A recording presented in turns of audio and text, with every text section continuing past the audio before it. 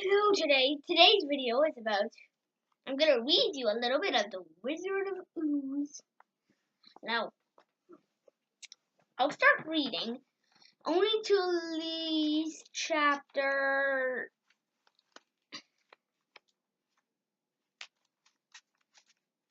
5, okay? So let's start reading for a minute. So this is the Wizard of Ooze. So,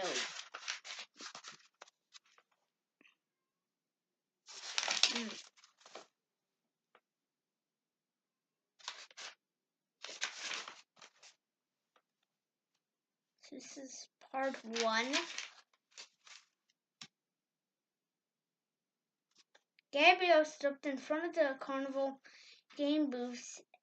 I read the big green and purple sign.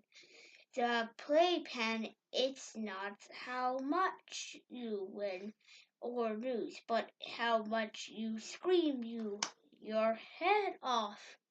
I rumbled my hands together.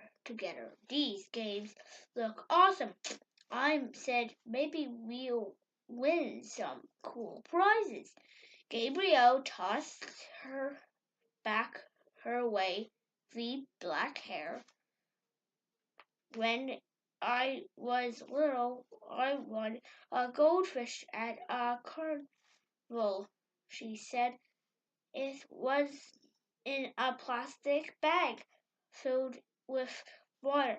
It was totally gross. I squinted at her eyes. Totally gross, she nodded. When I carried it into the house, the bag broke open, the goldfish and all the water gushed out. My dog swallowed the fish.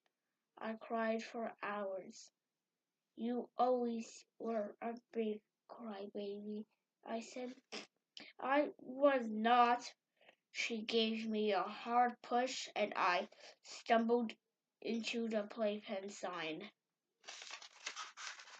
Chapter 2. Gabrielle and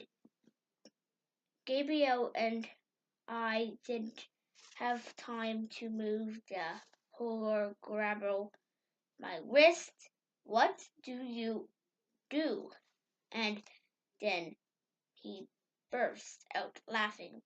The skulls all stopped clicking their jaws at once. It's a joke, the horror said. He let go of my wrist. I knew that, I said, but my heart was still pounding. Funny, Gabriel said. Does Marco win a prize? The horror reached under the counter. He handed a tiny green piece of fur. It looked like a dead caterpillar. Enjoy it, he said. I held it up to study it. What is it? I asked him. A deadly piranha fish, he said. Careful, it bites. That's just chapter 2. This is another chapter 2. This guy is a root, Gabrielle muttered under her breath. We turned and walked away. You can't give that to Zeke. It's terrible. I tossed it into the bag of trash can. Some of the fur stuck to my fingers. I looked around. What should we play next? Gabrielle pointed to the crowded booth across the road. How about zombie darts? We wandered closer. I could see blue-faced men and women staggering sniffily at the back of the booth. The zombie grunted as people tossed darts at them. That looks easy, I said, maybe. Suddenly, a man stepped in front of us. I almost walked right into him. He was tall and wide and had a broad black mustache around his face. He wore a tall red cap with the words "Play to Win." His shirt had tic-tac-toe game squatted all over the front of his checkerboard vest. His belt was made out of playing cards. He leaned close to us and whispered, "Want to play the good stuff?" "Excuse me," I said, "tired of baby games." He asked. His, his dark eyes flashed, the big mustache twitched. "Want to play some real games? Have a little excitement? Do they have better prizes?" Gabriel asked him. So that was chapter 2. Chapter 3 is pretty big. I might have to do, okay, I'll finish it. Sorry this video is really long, but we followed the big man out of the tunnel. Bright yellow light powered over us. I blinked, waiting for my eyes to adjust. We were standing in the middle of a big square room. The walls were covered with game boards, and he led us into a red curtain at the back room. At the back, "This is my private game room," Winner said. "I promise I'll give you an exciting time. And yes, my prizes are better than Playpen's prizes." His smile, he smiled vaguely.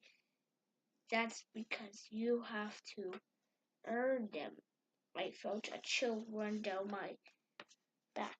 What exactly does he mean by that? Why were we the only ones in this game room? I turned to Gabriel. I couldn't tell if she was as worried as I was, or she liked to play tough.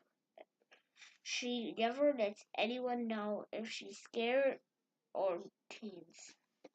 "What game are we going to play?" she asked Winner. "It's a mystery tug of war," he said. He parted the curtain and bent down, searching for something behind it. "Why is it a mystery?" Gabriel demanded. He chuckled. "It would be a mystery if I told you, would it?" He pulled out a fat rope from behind the red curtain. It was tightly corded. He started to unroll it. "This is going to be an exciting game of tug of war." I pulled the rope towards me. Gabriel and I took hold of each of the end. "I don't have to explain the rules to you," Winner said. He keep unrolling the rope. "Tug with all your might. Pull the rope toward you, and you can't lose." "Who are we playing against?" I asked. Winner didn't answer. Carried the other end of the rope with him and disappeared behind the closed curtain. "This was weird," Gabriel mooted. "It's Horrorland," I said. "It's supposed to be weird and a little scary. We should have asked him what the prize is," she said. "Roll the dice," Winner called from behind the other side of the curtain. "Spin the wheel, press start. Game on, get ready to play."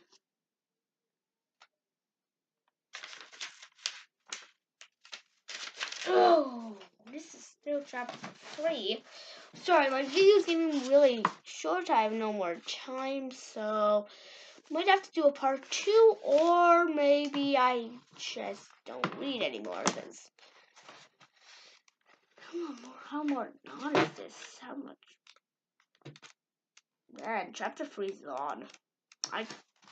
Sorry, you guys, but maybe I'll do a part 2, maybe not. But let me just put that there. See you later. Bye.